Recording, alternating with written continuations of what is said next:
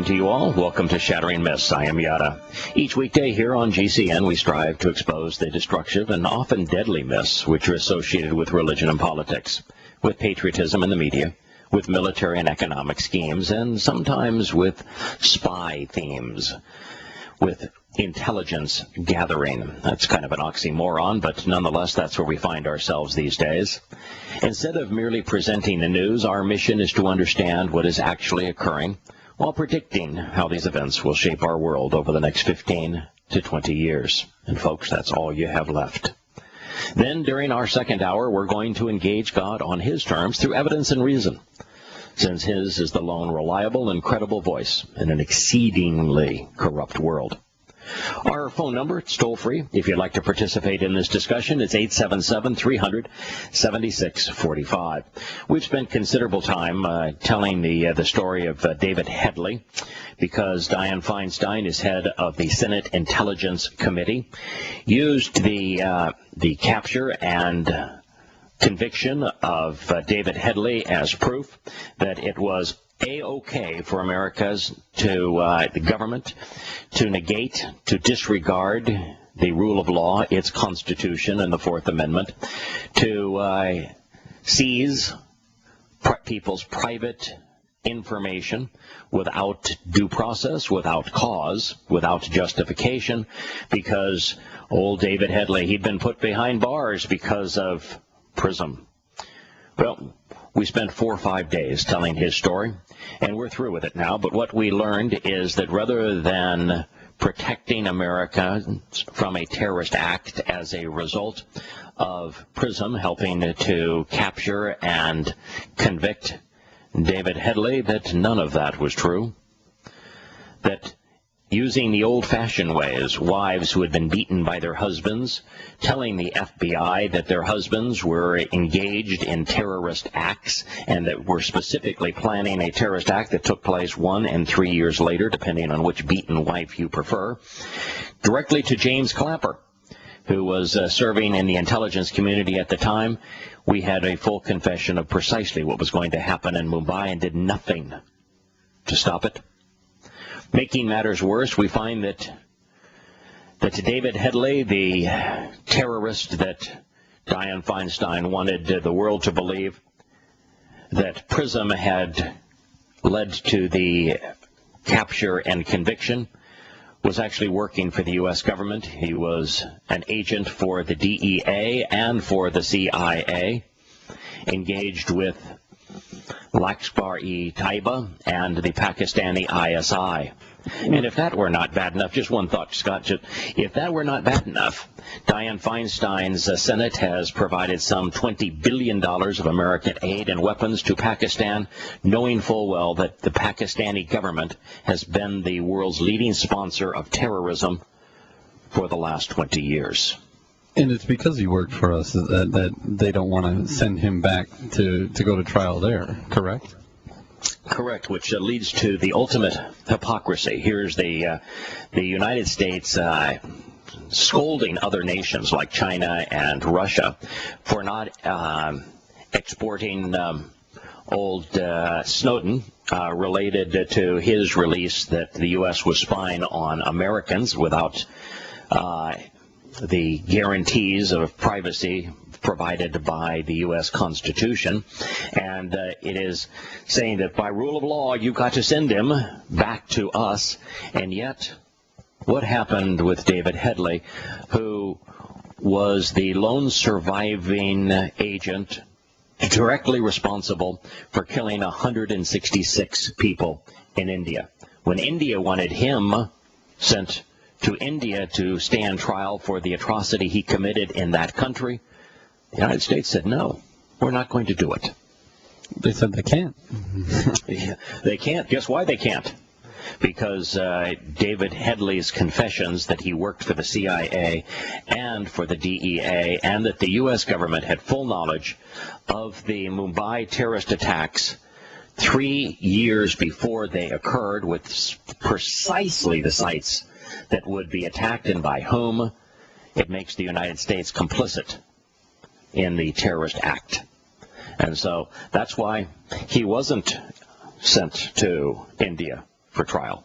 So by mentioning David Headley, not only is Dianne Feinstein the head of the Senate Intelligence Committee that approved PRISM and the Verizon spine episode, not only did she lie to the American people, what she did is thumb her nose at the American people, saying, I'm going to give you this man's name to get you off my back to justify what we have done, when in fact anyone who took the time to read about the history of David Headley would realize that all that name does is make the United States appear stunningly morally corrupt.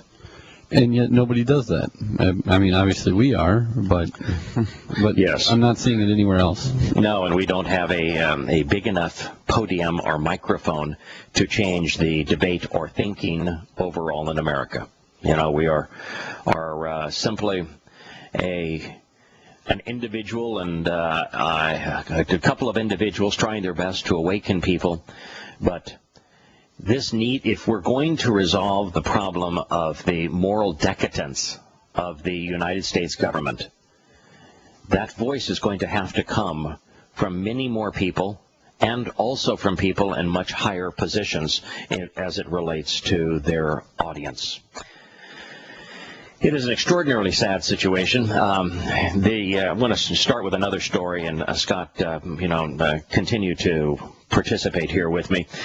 James Clapper is the very fellow that the two wives of David Headley confessed that he was planning to perpetrate the murderous terrorist assault in Mumbai, killing 166 people. They were very specific. They told him exactly what targets and who he was working with, and gave absolute proof that this is the plan that he was going to carry out. It was James Clapper that received that information and chose to completely disregard it. Well, he said that PRISM, which was created in 2008, beginning, by the way, with Microsoft, was aimed at foreign targets located outside of the United States, end quote. That's not true, is it, Scott? No, it is definitely not. No. Microsoft is disgorging information on those located within America. And by the way, if this deal with Snowden is such a espionage blunder, makes America so vulnerable, telling the alleged Islamic terrorists, the alleged terrorists, but the fundamentalist Muslims in real life, that we are listening in on their cell phones and that we are paying attention to their use of the internet.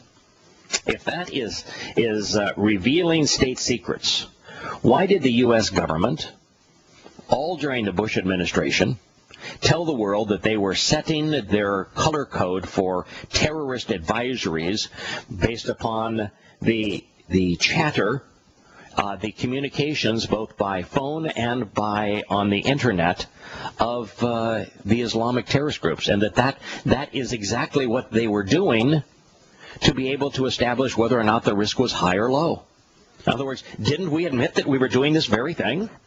They did. And as far as the espionage angle of it goes, espionage is when you're getting information that you aren't given permission to have access to, and then turning it over to foreign governments that gives the foreign government military advantage over the United States. That's their definition of what espionage is. Okay, so with Snowden, as a system administrator, did he have authorization to everything? Yes, he had. Given access to everything. Okay. And second of all, did he turn over a secret that had confidential spy stuff in it that was somehow divulging the United States clandestine effort to thwart a specific terrorist act? Or that might make an American more vulnerable? Was there anything in his release that did that? No. No. All he did is say that, he released a document signed by a secret court that gave the the United States government the authority to go and capture information on ordinary Americans. So what the document that he released said that James Clapper is a complete liar, that rather than this targeting foreigners outside the United States, that the United States was now spying on ordinary Americans. That's all he did. So if that is espionage, then who's the enemy? It would have to be, by that statement, it'd have to be us, the American population. That is correct. And by the way, did he turn it over to a foreign government, or did he turn it over to 2 newspapers? Scott's gone silent here on us, but the answer is he turned it over to 2 newspapers, The Guardian in the UK and to the Washington Post here in the United States. Yes, I was going to say that. Somebody came up and asked me a question, though. Okay.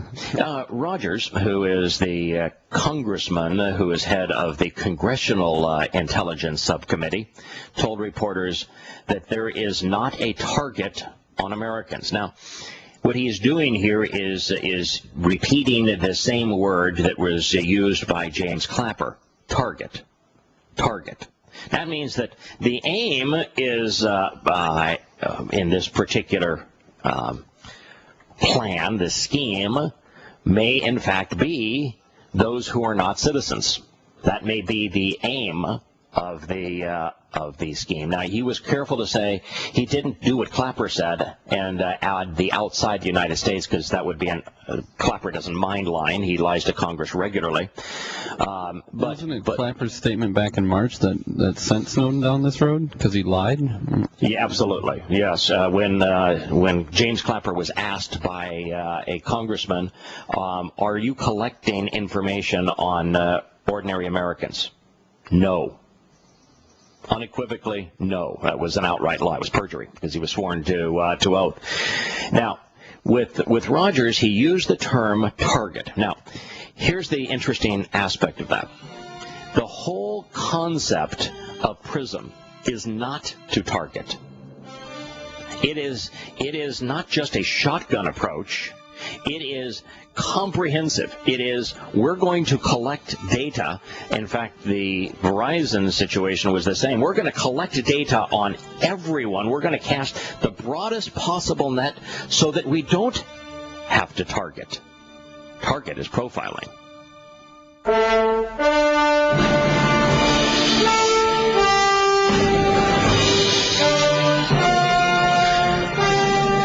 Welcome back to Shattering Myths. There are a few topics that will be discussed in America over the next decade as important as this one. It is in this topic that Americans have the opportunity to learn that their government is morally corrupt, that their government does not play by its own rules, that the government has decided that it is no longer bound by the Constitution that it has sworn to uphold. And as such, nothing matters anymore. Glenn Greenwald, who was the lead author of the Guardian piece, which broke this news a day or two before the Washington Post, told ABC's this week that the articles show that the NSA, the National Security Agency, has not leveled with members of Congress who have expressed concerns about the scope of the electronic surveillance. He said that Americans need an open and honest debate, whether that's the kind of country they want to live in. These are the things the American people have a right to know, said Greenwald, a lawyer and civil rights liberties advocate. The only thing being damaged is the credibility of political officials and the way they exercise power in the dark. Yeah, that is 100% of what Snowden released. Not espionage at all. He was a whistleblower in the terms of the malfeasance of political officials, their criminal behavior and wholesale disregard for the rule of law, for the U.S. Constitution, and their willingness to exercise power in the dark. So are you talking about waste, fraud, and abuse in the government? Waste, this program is a waste. Fraud, yes, it's fraud because any time that you lie about your commitment to uphold a document, in this case the Constitution of the United States, and you do the opposite, that's fraud.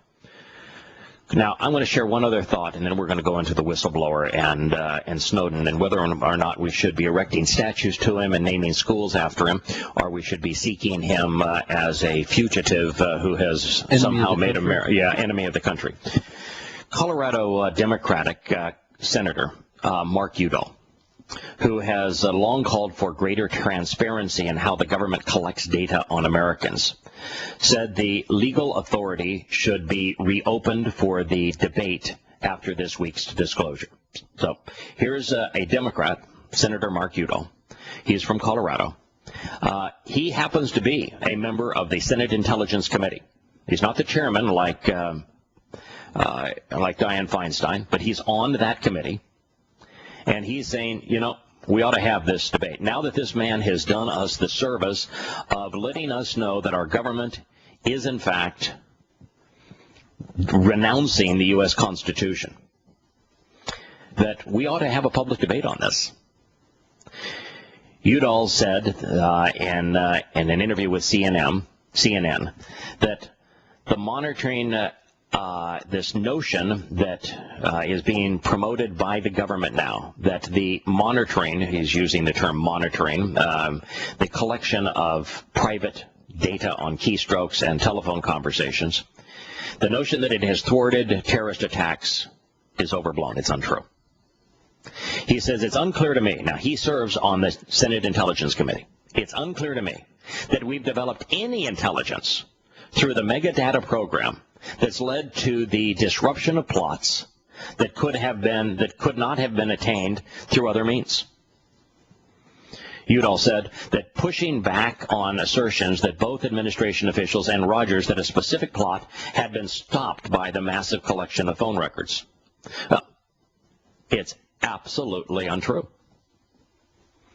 And Udall at least had the courage and conviction to say that it was untrue.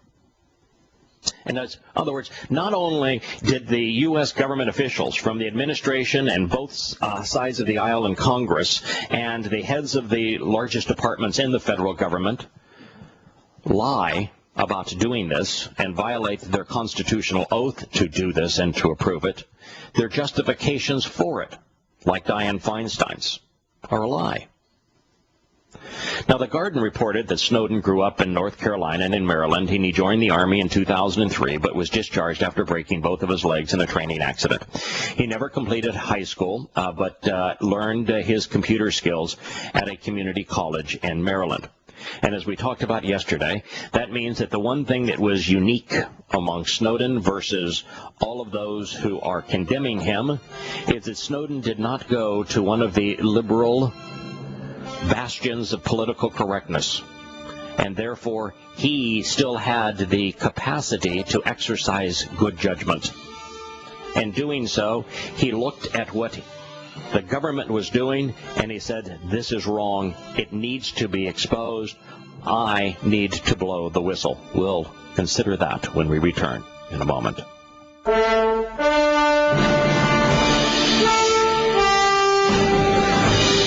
Welcome back to Shattering Myths. I am your host, Yahowah. We have Larry on the phone calling in from Florida. This is really a sad story, isn't it, Larry? In fact, one of the things about this story is that, like so many others, Larry, that we have considered over the past year, it is, since you see Democrats and Republicans both justifying the unjustifiable, both Democrats and Republicans being criminals relative to their sworn oath to uphold the U.S. Constitution and going after Snowden as if the man who did us this great service was the criminal. Boy, it's hard not to see conspiracy here. Well, it's a sad thing because what we're seeing more and more of is just the constant solidification of power at the top, and it's a sad situation because what they cannot vote they seem to be doing by government edict. They call it executive orders. Correct. Yes, in fact, so many. Most of these are not legal. One of the things that scared me, and this is one of the things that I wanted to call about, I saw yesterday that the climate advisor now to Obama said that we need a war on coal. Now, Yes. I don't know about you, but I use electricity, and most of the electricity we get are from coal-fired plants. So if they have a war on coal, what's going to happen to us here? Yeah, the reality is that was such a sad debut. First of all, he did change from global warming to climate change, because there is now absolute proof that global warming is a complete hoax, a myth. And but then to say climate change, you might as well say sunrise. No, we need to prevent sunrise. I mean, climate change is as common as is the sun rising over the horizon every day. And then to suggest that what is important to Americans is that we constrain fossil fuels is to say to Americans, I want you to continue to be wholly dependent upon the OPECers so that Islamic terrorism continues to be funded and you are ultimately destroyed as a direct result of not being self-sufficient in energy, which would be easy if we simply instituted the right policies in America. I guess the problem I have with the whole climate change thing is that they've only been documenting it for 100 years now, a little over 100 years. Well, not only have we only been documenting it for over 100 years, it's only in the last 15 years that we actually have the means to do it accurately and globally. We've set up some 3,000 probes in various places reporting to satellites around the world in the last 15 to 20 years, and so over that is the only period of time where we've actually had the capacity to do it accurately and consistently and globally enough to have a basis of information that you could make a determination. And during that period of time, you know how significant global warming has been? Less than a degree, isn't it? Oh, not less than a degree. Zero. Nothing. Yeah. Not one iota. In fact, in the last 16 years, the temperature amalgamated from all of these various places around the world, now that we can precisely measure it, has not changed at all. It's a complete myth. Well, the idea, of course, is to carbon tax everybody. That is an aspect of it. The primary purpose of the global warming myth was exactly the same as the myth of a war on terrorism. In fact, had it not been for Muslims playing along and giving governments the ability to implement this new myth called the war on terrorism, the global warming climate change myth would have been the primary means that the elite would have used to confiscate power for themselves and to deprive individuals of their wealth and their freedoms. Yeah, regulation through edict or whatever. Right. So the whole purpose of this is to constrain your rights, to make you have less liberties and to give them more control, and then secondarily to redistribute wealth from those who earn it and produce to those who become dependent so that they ultimately control everyone in a fascist society of lords and serfs. And so that is the purpose of the whole thing. It's a liberal control mechanism. And to have him speak of that yesterday was extraordinarily sad, because everything he said yesterday was grotesquely untrue and counterproductive for America. Hey, look, it's no secret now that the chemtrailing people are seeing is weather modification. And for these people to come out that are purposely manipulating the weather and come out and blame it on coal is the ultimate hypocrisy. It's a sad situation. It's out. The cat's out of the bag. I've watched them talk about it on videos and conferences. These people, the Chinese 10 years ago were creating snowstorms. manipulating the weather. Yeah, I mean, right. it's all out there. You can Yeah. do these things. Yeah, And so therefore, whether or not it is man-induced, and certainly the U.S. government and the Chinese and the Russians and others have attempted to manipulate weather for a long time, some for good means, others for clandestine means. There's both. The most spending by governments is for war, and so much of it is for negative means. But the reality is that Yahowah specifically told us that one of the birth pangs, which is going to ensnare so much of Earth prior to his return, is going to be megaseismos, which would mean everything from earthquakes to tornadoes to hurricanes to tsunamis would all be under the auspices of megaseismos. Now, he didn't actually use those words. He spoke in Hebrew, but that's what it's been translated into. And so we are going to see we're going to experience a very rough road as we move towards the end times. Yet Much of that. More taxes or being regulated by a government won't change that. No. The solution is out of our hands. That was one of the things that my eldest son is a engineer. While he is now an aeronautical engineer, much of his study was on renewable energy, and one of the things that he used to articulate was that the issue with global warming, he says, beyond the fact that it's probably not true, but if it actually was true, then the question becomes, was it caused by man or was it as a result of natural factors? And he says, no, the evidence suggests that it is principally by natural factors, that about 90% of that which we would consider to be climate change is natural factors and has nothing to do with man. He said, but then that still isn't the issue. The issue becomes, then is man capable of averting such a global change if in fact the global change is occurring? And if so, what would be the cost of doing so? And so what he came to is, when you go through that process, is it man-made or just part of the overall system that we exist in our solar system?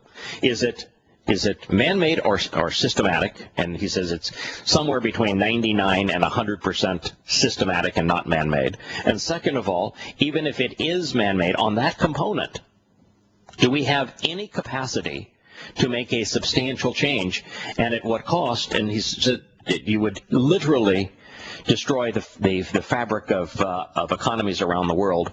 And even if you were to do that, you can't make a significant enough difference to ever justify it.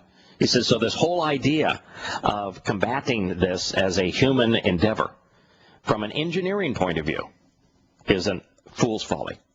It's ludicrous. It's like they stand up there, the political actors, and I can picture them being the high priest in the Aztec cults, or yes, He wants to be known as the savior. He wants to be the savior of the Muslims. Kazam, Right. I want to be the savior of the Muslims. I want to be the savior of the earth, and I want to have control over life and death through my drones.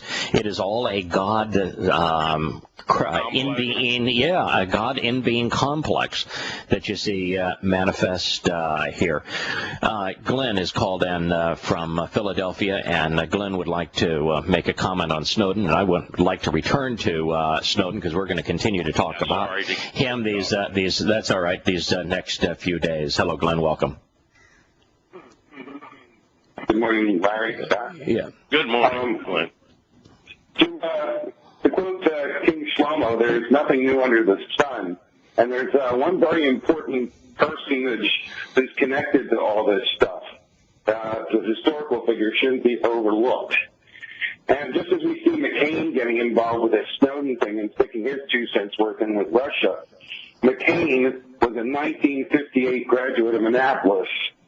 And, in his class, the head of his class was none other than John Marlin Poindexter, who was who was actually head of the National Security Council under Reagan from 83 to 85.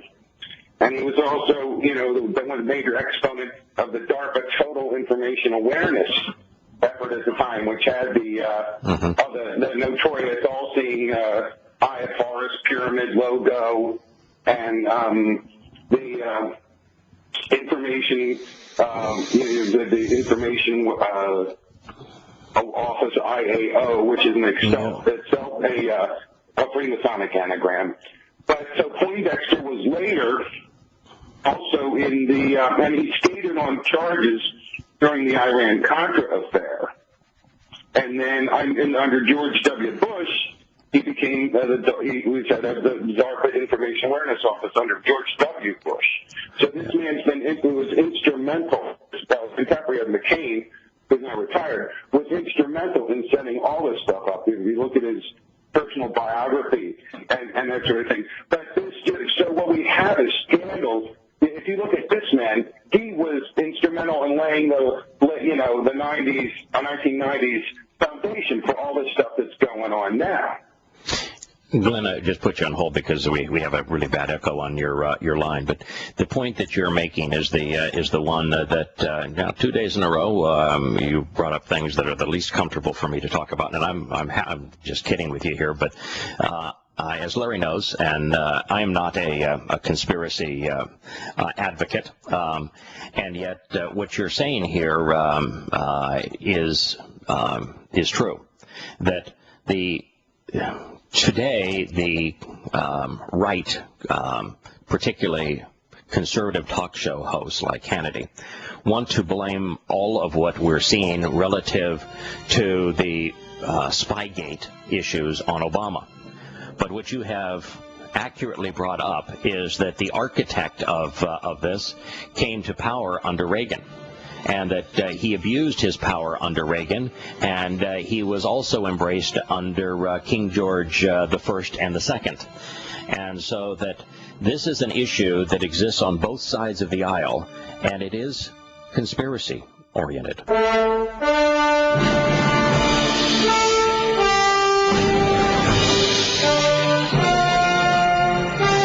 Welcome back to Shattering Myths. I'm your host, Yahowah. We're here with Larry, and I think Glenn has called back in on a better phone. But I wanted to speak a little bit about why I don't advance conspiracy theories. It's obvious that there are those conspiring, and that they conspire on both sides of the aisle, and therefore you ought not choose to be a Republican or Democrat and support one versus the other because one is somehow better than the other. They're only different sides of the same coin. The presentation that Glenn made regarding Poindexter, it requires a great deal of knowledge and communicating a great deal of information before someone can even begin to render a decision as to whether or not there is a connection and whether that connection is meaningful or if it's a chance event. And then to establish a pattern, you have to go through 1,000 stories like Poindexter going through the various administrations, being the predecessor of what we're witnessing now in prison. And in the end, what you find is that, yes, there are those that are manipulating the system to the detriment of the individual person. Now, the reason that I don't do that is that just the plain reporting of the news and talking about what is happening before our eyes is more than... Exposes it all. Yeah, exposes it all, and it's more than sufficient to have you distrust your government. And so there really isn't the need to invest all of that time and mental energy in a process that most Americans aren't comfortable with anyway, because it requires the application of logic and statistical analysis and probability. And rhetoric is not a skill that is taught anymore in school. Most Americans don't want to be judgmental.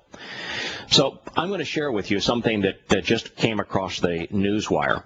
Yesterday, we learned that the Supreme Court voted down aspects of the Voting Rights Act, and they said that everybody has the right to vote, and you can't have any restrictions on people's right to vote. Well, today they said your vote doesn't matter.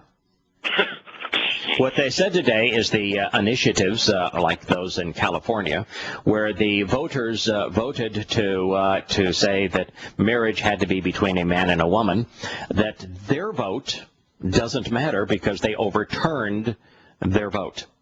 So one day they say everybody has the right to vote. The next day they say, but your vote doesn't matter. Now, what's particularly bothersome, beyond the hypocrisy of that, is the realization that in a democracy, people do vote on the initiatives. That's the difference between a republic and a democracy. Is in a democracy, the average citizen makes decisions like this, whether or not marriage should be between a man and a woman, and they vote for the actual legislation. Where in a republic, you vote for people who make the actual legislation. And so this notion that America is a democracy is completely destroyed by the Supreme Court's verdict.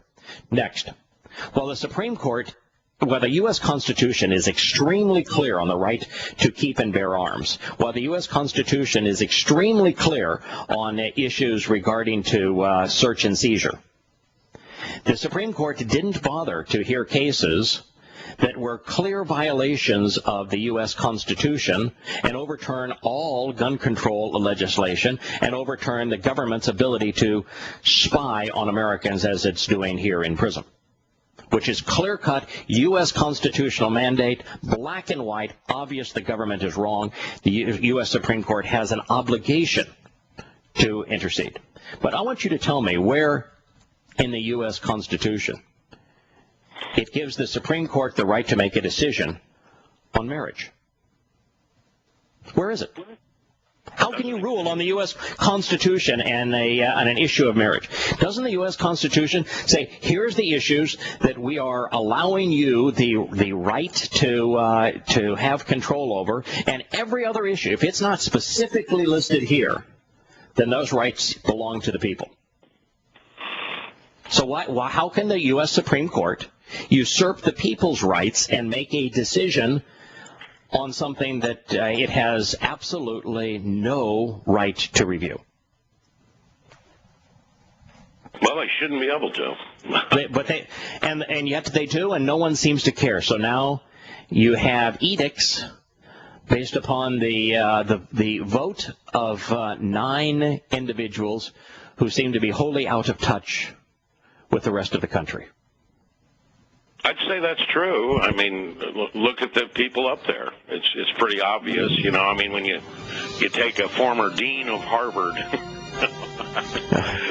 Yep. You know, it's the reason why they can make decisions that are so morally corrupt, so hostile to the best interests of Americans.